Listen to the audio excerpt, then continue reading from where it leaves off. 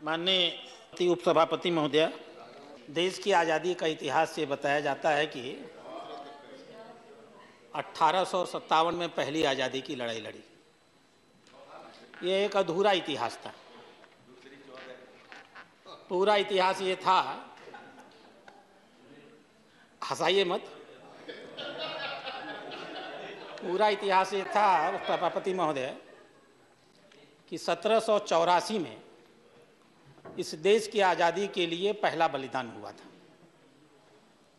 वो बलिदान था भागलपुर के तिलका मांझी का।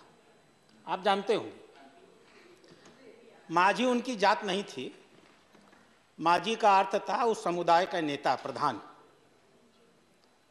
तिलका मांझी ने जब अंग्रेजों के खिलाफ विद्रोह किया, हम सब शर्म से हमारा माथा झुक जाएगा, 4 घोड़ों की पूंछ में बांध करके 7 किलोमीटर उन्हें सड़क पर दौड़ाया गया।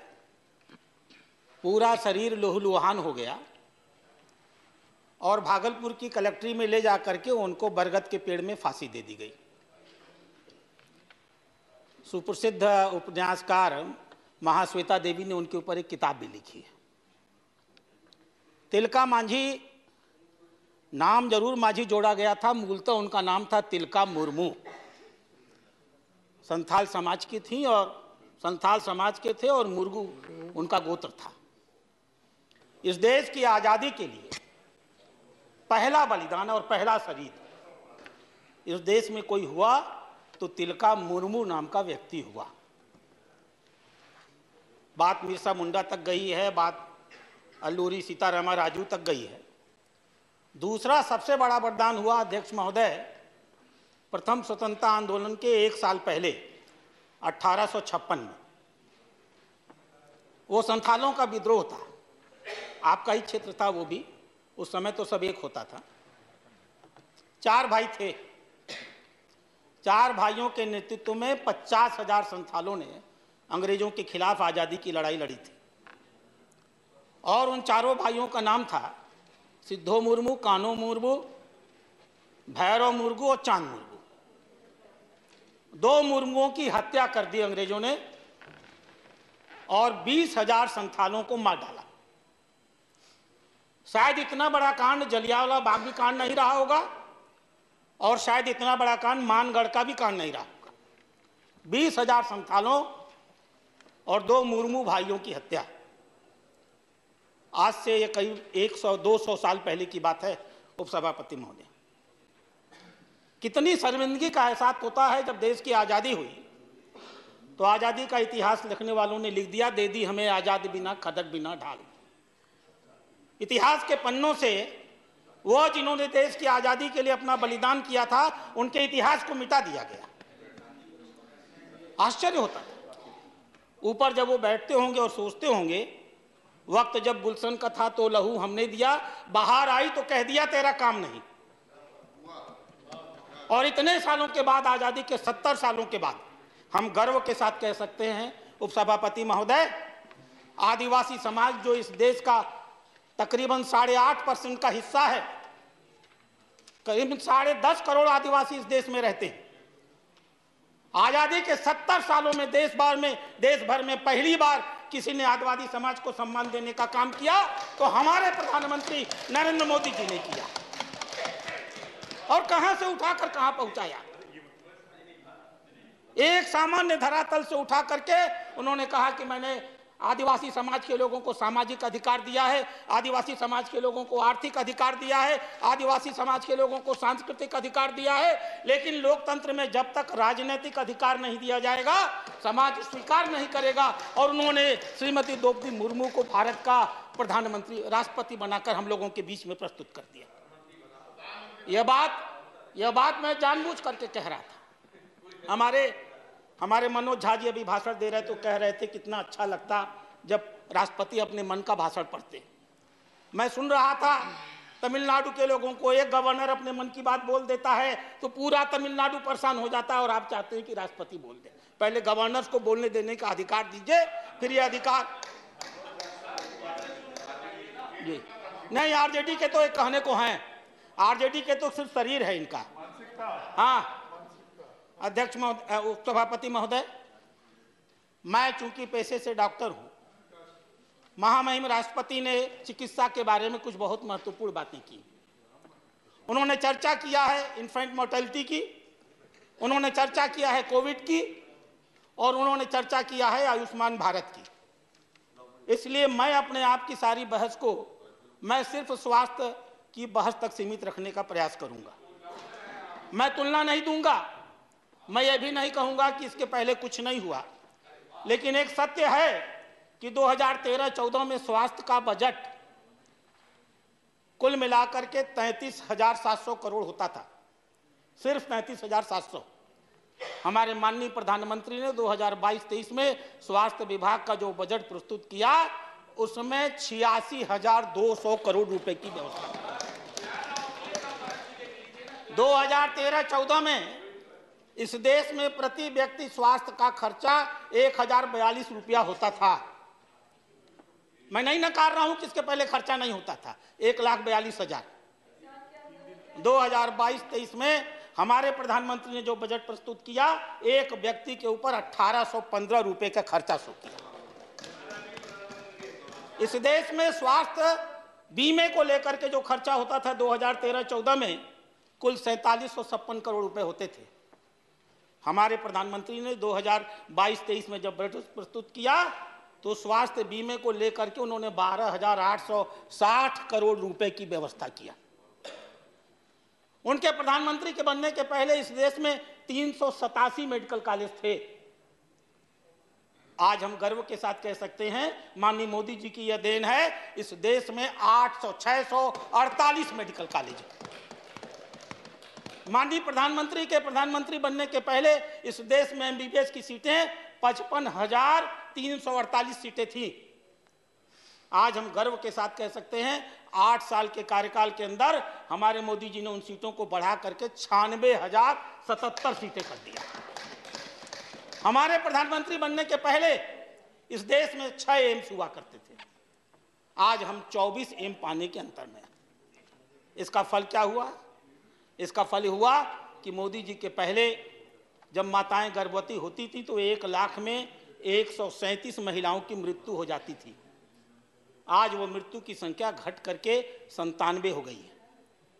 इसका अर्थ यह हुआ कि जो 5 साल के बच्चे होते थे उनमें 1000 में से 49 बच्चे मर जाते थे। आज उन मौतों की संख्या घट करके 32 हो गई है। इसका अर्थ यह हुआ कि 1 साल का बच्चा जब इस देश में पैदा होता था तो कम से कम उनमें से 32 बच्चे मर जाते थे, 45 बच्चे मर जाते थे, और आज उनके मरने की संख्या 28 हो गई। स्वास्थ्य विभाग के जितने भी आंकड़े हैं सब ऑफिशियल हैं। नेशनल फैमिली हेल्थ सर्वे 4 और नेशनल फैमिली हेल्थ सर्वे 5, उन आंकड़ों ने बताया है कि इंस्टीट्यूशनल डिलीवरी का परसेंटेज कितना बढ़ गया, ब्रेस्ट मिल्क की परसेंटेज कितनी बढ़ गई, वैक्सीनेशन का दर कितना अधिक देश में बढ़कर चला गया, किस प्रकार से डॉक्टर पेशेंट रेशियो बदल गए। 2014 में उपसभापति महोदय 2,083 नागरिकों के बीच में एक डॉक्टर होता था। और जिस जादू की छड़ी की बार बार वो लोग बात करते हैं, कौन सी जादू की छड़ी? मोदी जी की जादू की छड़ी थी। 2014 में 2,083 पर एक डॉक्टर और 2022 में 834 नागरिकों पर एक डॉक्टर। इसी को जादू की छड़ी कहते हैं जो उन्होंने किया। स्वास्थ्य सेवाओं में जिस प्रकार का उन्होंने आमूलचूल परिवर्तन किया और निःशुल्क किया।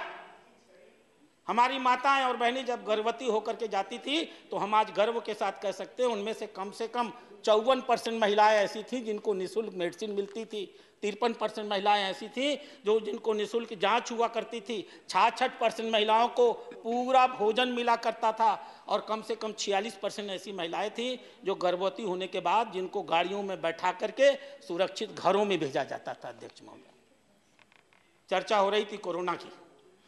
कोरोना जब आया था तो विश्व बैंक के जो चेयरमैन, उन्होंने कहा था कि कोरोना इतना भयावह है कि करीब करीब 5 करोड़ लोग इस कोरोना के नाते एक्सट्रीम पॉवर्टी में चले जाएंगे, और उनकी सबसे बड़ी संख्या भारतवर्ष में होगी।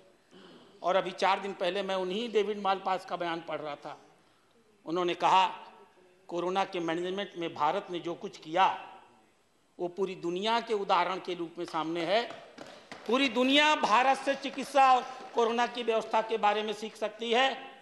पूरी दुनिया जान सकती है कि सीमित आर्थिक आय के बावजूद ईमानदारी के साथ सेवा करने का जज्बा हो तो नागरिकों की सेवा कैसे की जा सकती है। बात अभी प्रति व्यक्ति आय की हो रही थी। मैं एक आंकड़ा आपके सामने अध्यक्ष महोदय रखूं। आय से कुछ नहीं होता। अमेरिका की प्रति व्यक्ति आय 57 लाख रुपया है। स्वास्थ्य पर खर्चा 9 लाख रुपया प्रति व्यक्ति है। कोरोना से मरने वालों की संख्या 1 लाख में 336। इंग्लैंड की प्रति व्यक्ति आय 38 लाख रुपए है। स्वास्थ्य पर होने वाला खर्चा 3,54,000 रुपए प्रति व्यक्ति है। कोरोना से मरने वालों की संख्या 1 लाख में 321 है। स्विट्जरलैंड की प्रति व्यक्ति आय 74 लाख है। प्रति व्यक्ति स्वास्थ्य का खर्चा 7,93,000 है और कोरोना से मरने वालों की संख्या 1 लाख में 64 है। 1 लाख में 164। और भारतवर्ष 2020 में आज हमारी आय 1,97,000 हो गई, जैसा माननीय वित्त मंत्री ने बताया था। 2 साल पहले हमारी आय 1,50,000 होती थी। प्रति व्यक्ति स्वास्थ्य पर खर्चा 5200, सिर्फ 5227। कहाँ 7 लाख 5 लाख। भारत का प्रति व्यक्ति स्वास्थ्य खर्च सिर्फ 5227 रुपए। और उपसभापति महोदय, मरने वालों की संख्या 1 लाख में सिर्फ 38। गौर कीजिए, जब कोरोना आया तो इस देश में न तो किट थे, न पीपी किट था, न जांच की लेबोरेटरीज थी, न स्वाब था, न फेस मास्क था, न यह N95 था। और हमें बजट में हमें कस्टम ड्यूटी में परिवर्तन करके, कस्टम फ्री करके इन चीज़ों को मंगाना पड़ता था। लेकिन आप लोग कहते हैं ना क्या जादू की छड़ी है, यही जादू की छड़ी मोदी जी की थी। 11 मई आते आते इस देश में 87,20,000 लीटर सैनिटाइजर तैयार हो गया। इस देश में 41,91,000 पीपी किट तैयार हो गए। इस देश में 75 लाख N95 के मास्क तैयार हो गए। इस देश में कैटेगरी 1 का कोविड डेडिकेटेड हॉस्पिटल 163 था, बढ़ करके 4,096 हो गया। इस देश में एक भी कोविड के हेल्थ सेंटर नहीं थे, बढ़ करके 9,954 हो गए। ऑक्सीजन प्रोडक्शन की कैपेसिटी 1,000 टन प्रतिदिन थी। लोग ऑक्सीजन की कमी के नाते परेशान होते थे। हमने मई के आते आते इसकी संख्या बढ़ा करके 20,000 टन प्रतिदिन कर दी। इस देश में 50,000 ऑक्सीजन बेड हुआ करते थे, हमने बढ़ाकर उनको 3,81,000 ऑक्सीजन बेड कर दिया। इस देश में 47,000 वेंटिलेटर होते थे, आज 1 लाख वेंटिलेटर हो गए। इस देश में 2500 ICU होती थी, मोदी जी ने बढ़ा करके 1,13,000 कर दिया। तकरीबन इस देश में 41,000 आइसोलेशन बेड थे, आज देश में 17,17,000 आइसोलेशन बेड्स हैं। यहाँ तक कि रेल कोचेस को हम लोगों ने आइसोलेशन बेड में बदल दिया था। इसे कहते हैं मोदी जी का जादू। और यह जादू सिर्फ इलाज में नहीं चला था अध्यक्ष महोदय, दुनिया त्राहिमाम कर रही थी, अर्थव्यवस्था टूट रही थी, लोगों के अंदर मंदी आ रही थी, व्यवस्थाएं नहीं हो पा रही थी। उस चुनौती के दौर में एक और माननीय प्रधानमंत्री ने मार्च में घोषित किया लॉकडाउन, और दूसरी ओर उन्होंने मार्च में ही घोषित किया स्टिमुलस 1,70,000 करोड़ का, और घोषित किया प्रधानमंत्री अन्य कल्याण योजना। और समाज के हर वर्ग की चिंता की उन्होंने। गरीब वर्ग के लोगों को 5 किलो अनाज मिले, वरिष्ठ नागरिकों विधवाओं को 1,000 रुपया 3 महीने तक दिया जाए, 7.5 करोड़ किसानों के खातों में 2,000 रुपया तुरंत डाल दिया जाए, 100 से कम स्थानों में 15,000 से कम के वेतन पाने वालों के PPF अकाउंट में 24% डाल दिया जाए, 63 करोड़ सेल्फ हेल्प ग्रुप्स के अकाउंट में 10 लाख की जगह 20 लाख रुपए लेने की, कोलेट्रल फी लेने की छूट दे दी जाए। PF अकाउंट से महामारी के आधार पर लोग अपने वेतन का, अपने PF का 75% या वेतन का 3 महीने का पैसा निकाल सकें, इसके लिए छूट दे दी गई। और बात यहीं नहीं रुकी, मई आते आते माननीय प्रधानमंत्री ने 20 लाख के स्टिमुलस पैकेज की घोषणा किया, 20 लाख करोड़ के, मैं क्षमा चाहूँगा 20 लाख करोड़ के। और मैं स्टेट बैंक ऑफ इंडिया, उनकी क्या सुविधाएं थी 20 लाख करोड़ में, मैं पढ़ूंगा तो उपसभापति महोदय शायद आप मुझे इसका अनुमति न दें। उस 20 लाख करोड़ के अंदर उन्होंने 3 लाख करोड़ रुपए कोलेट्रल फ्री 45 लाख एमएसएमई को दे डाला और काम करने की तेजी समझिए माननीय नागर जी। हम सीख सकते हैं कोई व्यक्ति कैसे जादू की तरह, जादूगर की तरह काम करता है। 13 मई को घोषणा हुई, 20 मई को कैबिनेट से डिसीजन हुआ, 23 मई को ऑपरेशनल गाइडलाइन निकल गई, 26 मई को फंड के क्रिएट को रजिस्टर्ड कर दिया गया और 5 अगस्त आते आते इस पैसे का वितरण हो। Time is over. मैं अपनी बातें मैं समझ सकता हूं, आप इस बात को कहेंगी कि समय अधिक हो गया और मैं नियमों को तोड़ने का आदी नहीं हूं। अध्यक्ष महोदय, उपसभापति महोदय, हमने कोरोना के दौरान ही वेलनेस सेंटर शुरू किया था। आज इस देश में 1,09,000 वेलनेस सेंटर हैं। हमने देश की सबसे बड़ी स्वास्थ्य बीमा योजना प्रारंभ की और इस देश के 50 करोड़ नागरिकों को निःशुल्क बीमा की छूट दी और आज हम गर्व के साथ कह सकते हैं 4,18,00,000 नागरिकों ने स्वास्थ्य की छूट ले ली। मैं अपनी बातें समाप्त करूंगा। अंत में सिर्फ एक बात कह करके, हम गरीब जरूर कहे जाते होंगे लेकिन हम दिल से गरीब नहीं हैं। कोरोना हुआ, अमेरिका में दवा की कमी हुई, आपको याद होगा। देश के दुनिया के अधिकांश देशों में दवा की कमी हुई। हम गर्व के साथ कह सकते हैं तकरीबन इस देश में 100 ऐसे देश हैं जिन्हें भारत से, जिसमें अमेरिका भी शामिल है, जिन्हें भारत से हाइड्रोक्सीक्लोरोक्विन और पैरासिटामोल भेजने का काम किया गया है। आप गौर करिए, उसी दौरान ऑपरेशन वंदे मातरम चला था। हमने 37,000 भारतीय नागरिकों को सुरक्षित बाहर लेने का काम किया था।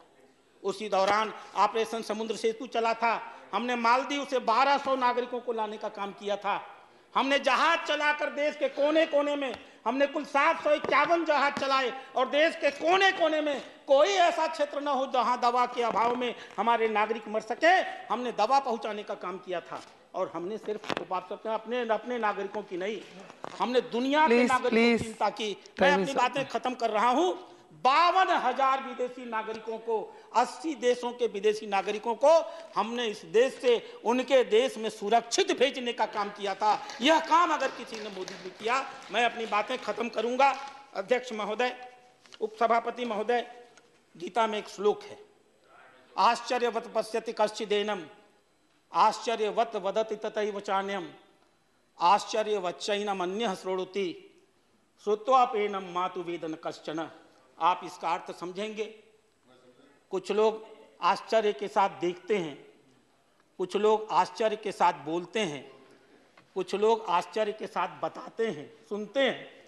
जो देखते हैं, जो बोलते हैं, जो सुनते हैं, समझ नहीं पाते। मोदी जी के साथ ऐसा ही है। हम सब उन्हें देखते हैं, समझ नहीं पाते। लोग बताते हैं, समझ नहीं पाते। करोड़ों नागरिक सुनते हैं, समझ नहीं पाते। देश का इतिहास आने वाले समय में, जैसे महात्मा गांधी के बारे में कहता था कि लोग विश्वास नहीं करेंगे कि हाड़ मास का कोई महात्मा गांधी पैदा भी हुआ था, आने वाले 50 सालों में वो दिन आएगा जब लोग कहेंगे कि इस धरती पर कोई मोदी जैसा प्रधानमंत्री भी पैदा हुआ था, शायद कोई विश्वास न करे। धन्यवाद।